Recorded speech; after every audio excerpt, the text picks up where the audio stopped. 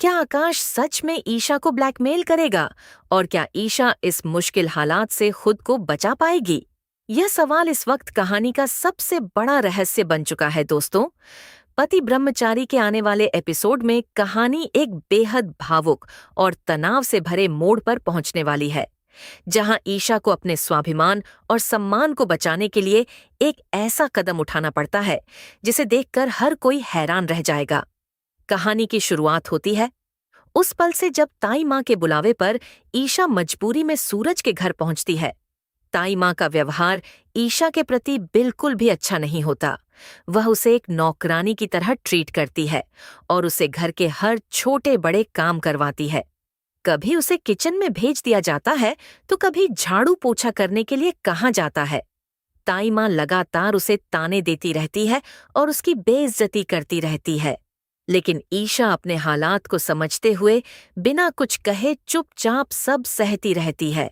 उसके चेहरे पर दर्द साफ दिखाई देता है, लेकिन फिर भी वह अपनी मजबूरी के कारण हर काम करती रहती है। दूसरी तरफ ऑफिस में सूरज ईशा का इंतजार कर रहा होता है। वह बार बार घड़ी की तरफ देखता है और सोचता है कि आखिर आज ईशा ऑफिस क्यों नहीं आई। उसका मन बेचैन हो जाता है और उसे कुछ गलत होने का एहसास होने लगता है। परेशान होकर सूरज आखिरकार घर जाने का फैसला करता है। जैसे ही वह घर पहुंचता है और ईशा को झाड़ू पोछा करते हुए देखता है तो वह पूरी तरह से चौंक जाता है। उसे समझ नहीं आता कि उसकी सेक्रेटरी उसके घर में इस तरह काम क्यों कर रही है। गुस्से में आकर सूरज तुरंत ताई माँ को बुलाता है और उनसे सख्त लहजे में बात करता है। वह साफ शब्दों में कहता है कि ईशा उसकी सेक्रेटरी है और उसे इस तरह घर का काम करवाना बिल्कुल गलत है। वह ताई माँ को समझाता है कि पर्सनल और प्रोफेशनल लाइफ को अलग रखना बहुत जरूरी है और इस तरह किसी की इज्जत के साथ खिलवाड़ करना सही नहीं है। सूरज की बातों से ताई माँ थोड़ी देर के लिए चुप हो जाती है और सूरज ईशा को आई वहां से जाने के लिए कह देता है। लेकिन कहानी में असली तूफान तब आता है जब ईशा अपने घर पहुंचती है। वहां आकाश उसका इंतजार कर रहा होता है। आकाश को पहले ही सच्चाई का पता चल चुका होता है कि ईशा सूरज की सेक्रेटरी है और उसने उससे झूठ बोला था। यह बात आकाश के अंदर गुस्सा और अहंकार दोनों को बढ़ा देती है। जैसे ही ईशा घर में कदम रखती है, आकाश उसे ताने मारना शुरू कर देता है। वह उसकी हालत का मजाक उड़ाता है और उसे नीचा दिखाने की कोशिश करता है।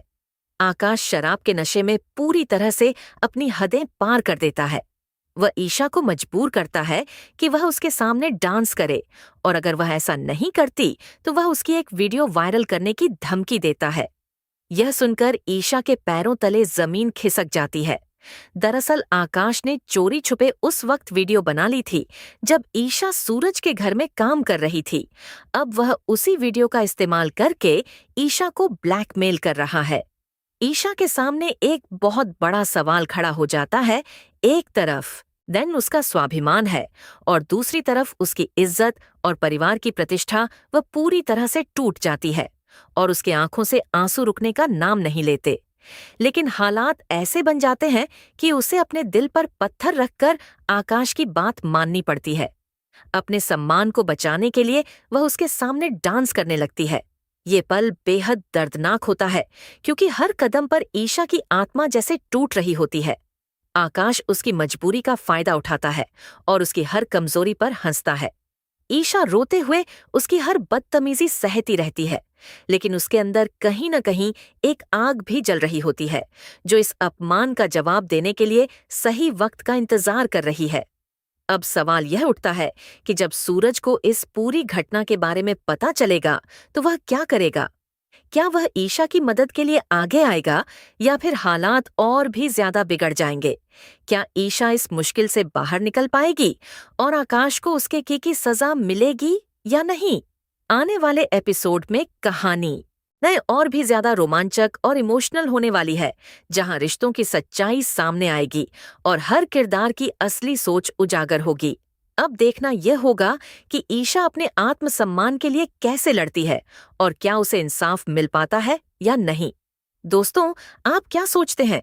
क्या सूरज सही समय पर ईशा की मदद कर पाएगा और क्या आकाश को उसके गलत कामों की सजा मिलेगी?